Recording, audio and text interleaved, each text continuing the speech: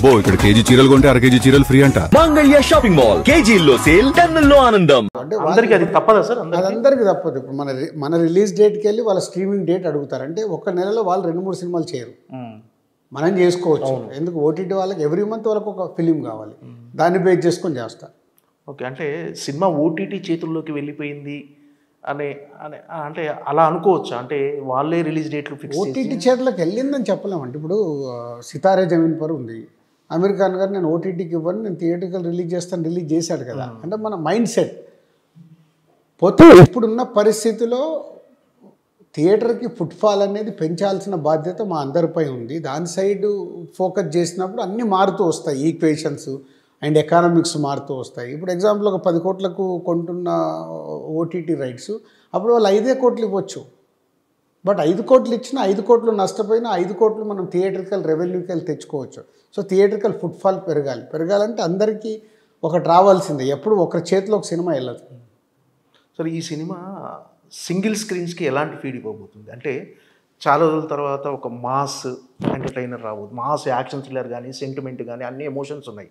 అంటే కొన్ని సినిమాలు కొన్ని మల్టీప్లెక్స్కి మాత్రమే పరిమితం అవుతున్నాయి. నో, ఇది యూనివర్సల్ ఫిలిం, ఏబిసి సింగిల్ స్క్రీన్సే కాదు, డిస్ట్రిక్ట్స్లో కానీ, బి సెంటర్స్లో కానీ, సి సెంటర్లో కూడా క్లియర్గా అర్థమయ్యే ఒక action thriller film. And brother and sister emotion అనేది యూనివర్సల్ ఎమోషన్. అంటే ఇప్పుడు చాలా చోట్ల సింగిల్ స్క్రీన్ థియేటర్లు మూతపడుతున్నాయి. ఎక్కువ సింగిల్ స్క్రీన్ థియేటర్లన్నీ ఫంక్షన్ హాల్గా మారిపోతున్నాయి. ఇలా అంటున్నారు సార్. ఇలా అంటే కొన్ని సినిమాలు మళ్ళీ సింగిల్ స్క్రీన్కి పూర్వవైభవం తీసుకొస్తాయి అన్నట్లు.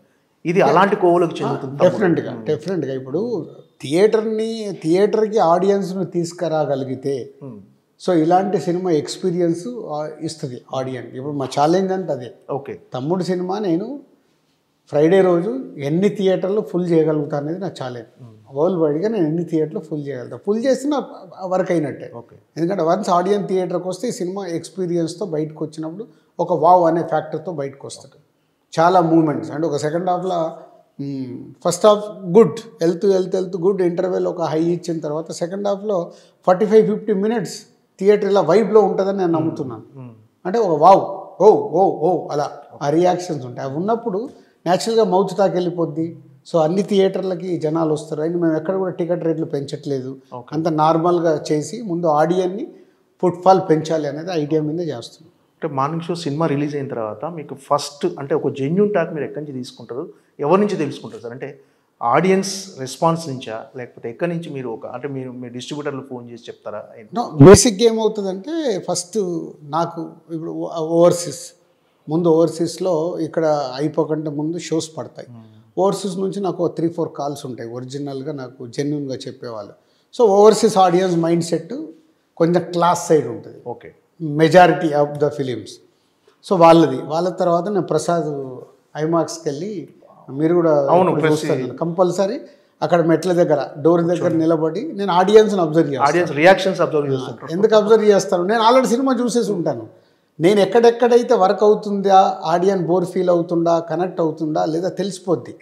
సో ఆ అనాలిసిస్తోనే నాకు అర్థమైపోద్ది, ఓకే వర్క్ అవుతుంది, వర్క్ అవ్వట్లేదు. వర్క్ అయిందనుకో బయటికి రాగానే సార్ సినిమా సూపర్ అంటారు. మనతో మాట్లాడకుండా వెళ్ళిపోతారంటే వర్కౌట్ అవ్వట్లేదు అని సింపుల్ ఫార్ములా. సార్ మామూలు ఇప్పుడు గద్దర్ అవార్డ్స్ చాలా సంవత్సరాల తర్వాత అంటే ఒక ఆర్టిస్ట్కి కానీ టెక్నీషియన్ కానీ ఒక అవార్డు అనేది చాలా ప్రోత్సాహకం. డెఫినెట్గా వాళ్ళు ఎనర్జీ నింపుతుంది. చాలా సంవత్సరాల నుంచి అది లేని ఒక అవార్డుని ఒక కొత్తగా ఈ గవర్నమెంట్ వచ్చిన తర్వాత మీరు ఒక బాధ్యతలు తీసుకొని ఈ అవార్డు ఫంక్షన్ చాలా గ్రాండ్గా చేశారు. చాలా మంచి అప్లాజ్ వచ్చింది. చాలా అంటే ఒక కార్పొరేట్ స్థాయిలో ఒక గవర్నమెంట్ అవార్డ్స్ ఫంక్షన్ జరగటం అనేది. కానీ కొన్ని విమర్శలు కూడా వచ్చేసారు. అంటే ఇలాంటిది ఒక పెద్ద జరిగినప్పుడు డెఫినెట్గా అంటే నిజంగా ఇదేంటంటే గవర్నమెంట్ ప్రభుత్వ అవార్డుల ఫంక్షన్ కాబట్టి కొన్ని ప్రోటోకాల్స్ ఉంటాయి. వీటి వల్ల కొన్ని విమర్శలు కూడా వచ్చేసారు. వీటి పట్ల మీ స్పందన ఏంటి సార్? అంటే ఏంటి అసలు మీరు అలాంటిని ఎలా స్వీకరించారు? ఇప్పుడు ఫస్ట్ బేసిక్గా నా సిస్టమ్ ఏంటంటే 51% గుడ్, 49% నెగిటివ్. బట్ దీనికి 80% పాజిటివ్ ఉంది. నేను ఇక్కడే ఫిక్స్ కాబట్టి 80% ఉన్నప్పుడు నేను ఎక్స్ట్రాడినరీ సక్సెస్. అంతే 100%. 51% పాజిటివ్ ఉంటే చాలు. ఎందుకంటే ఈరోజు మన ఇంట్లోనే ఒక ఫంక్షన్ చేస్తాం, మన చుట్టాలందరినీ పిలుస్తాం, అందరు సాటిస్ఫై అవుతారా? అవ్వరు. ఇంపాసిబుల్. 100% ఎవరు ఏదో వంక పెట్టేసి వెళ్తారు. మనం ఇల్లు కట్టుకుంటాం, ఇల్లు చూపిస్తాం, అరే ఈ బెడ్రూమ్లో ఇది పెట్టకుండా ఉంటే బాగుండు. అలాగ అవసరం లేదు. అది బెడ్రూమ్లో ఉండేది నేను, మనకేం కావాలో నాకు తెలుసు. కానీ విమర్శ, ఏదో ఒకటి విమర్శ లేనిది నువ్వు ఏది చేయలేవు సొసైటీలో. ఓకే. విమర్శ లేకుండా ఏది జరగదు. సో అప్పుడు నేను ఫిక్స్, ఓకే మనం ఒక పని చేస్తున్నామంటే 51% దీని మీద పాజిటివ్ ఉంటే నేను సక్సెస్. ఓకే. 49% పాజిటివ్ ఉందంటే నేను ఫెయిల్. 50-50 ఉంటే నేను సేఫ్. 2% డిఫరెన్స్ అంతే దానికి దీనికి. అంతే. 50-50 ఉంటే ఓకే సేఫ్. ఓకే. ఈ ఫార్ములా దాంట్లో ఇప్పుడు 80% వచ్చినప్పుడు అది ఎక్స్ట్రాడినరీ సక్సెస్. విమర్శ లేకుంటే ఎలా ఉంటుంది? విమర్శ ఉండాల్సిందే. ఇప్పుడు సినిమా, ఇప్పుడు ఇంతమంది ఇన్ని సినిమాలు రిలీజ్ అయినాయి, ఇంతమంది ఉన్నారు, అవార్డు వచ్చిన వాళ్ళు ఒకలాగా ఉంటారు, అవార్డు రాని వాళ్ళు ఒకలాగా ఉంటారు. అవార్డు రాని వాళ్ళ దగ్గరికి వెళ్ళి ఏదో ఒక స్టోన్ పడుతూనే ఉంటుంది, అది common. And after 14 years award జరిగాయి. అవార్డు జరిగినప్పుడు విమర్శ లేకుంటే ఎలా ఉంటుంది?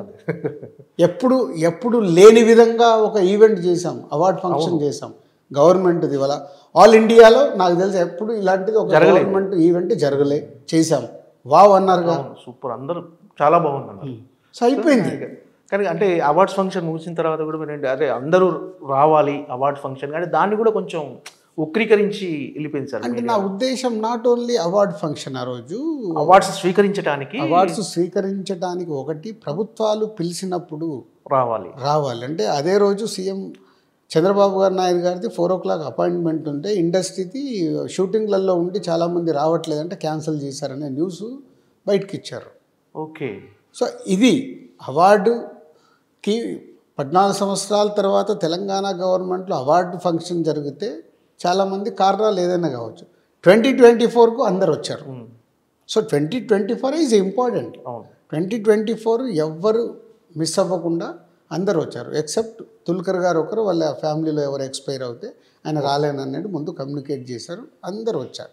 అంతకుముందు 10 yearsలలో ఆన్ అండ్ ఆఫ్ ఉంది. పోతే అది నేను స్వీకరించాలి. ఆ 10 yearsది ఇస్ ఎ బోనస్. ఆ 10 సంవత్సరాల అవార్డ్స్ ఇచ్చిన just is a bonus. Telangana form అయిన తర్వాత గ్యాప్ రాకుండా ఉండాలనే ఉద్దేశంతో ఒకసారి డిస్కషన్లో ఒక సినిమాకు ఎవ్రీ ఇయర్ ఒక సినిమా అవార్డు అనుకో, లేదు 3 సినిమాలని జ్యూరీ లేట్ చేయమంటే అది చేస్తాం. It's a clean jury. పోతే దాంట్లో కొన్ని విమర్శలు, అరే ఈ సినిమా కాదు అలా వచ్చండి, వాళ్ళు 100 లెక్కలేసుకునే చేస్తారు జ్యూరీ.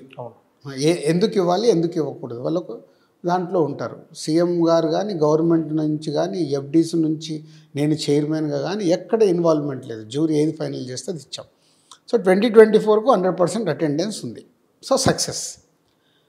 సో ఏపీ విజిట్ కూడా చాలామంది షూటింగ్ ఉందని క్యాన్సిల్ చేస్తే నాకు అది ఎందుకో అంటే డిప్యూటీ సీఎం గారు 1 year అయింది ఇక్కడ గవర్నమెంట్ ఫామ్ అయ్యి, ఇండస్ట్రీ నుంచి చంద్రబాబు గారిని సీఎం గారిని ఎవరు కలవలేదు అని వాళ్ళ ఆఫీస్ నుంచి ఒక స్టేట్మెంట్ వచ్చినప్పుడు, సీఎం గారు అపాయింట్మెంట్ ఇచ్చి పిలిచినప్పుడు అన్ని పనులు మనం వదిలేసుకొని వెళ్ళాలి కంపల్సరీ.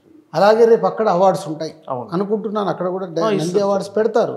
పెట్టినప్పుడు ఇప్పటి నుంచే నంది అవార్డ్స్ అనౌన్స్ అయితే ఈవెంట్ ఎప్పుడు అందరు షూటింగులు క్లోజ్ చేసుకొని వెళ్ళాలి. ఆ ఉద్దేశం నాకు. దాన్ని వేరేలా ఇప్పుడు అదే నా పాయింట్ ఆఫ్ వ్యూ ఒకలాగా ఉంటే ఎవరు ఎలా అర్థం చేసుకుని అలా రాసేసి ఉంటారు. అదే నేను ఎప్పుడు ఐ డోంట్ కేర్ అంటాను. అంటే అవన్నీ పట్టించుకుంటూ వెళ్తే మనం ముందుకు వెళ్ళలేము. మనం ఏ పని చేసినా మన మీద ఒక స్టోన్ పడకుంటే అది వరకే కాదు, స్టోన్ పడాల్సిందే.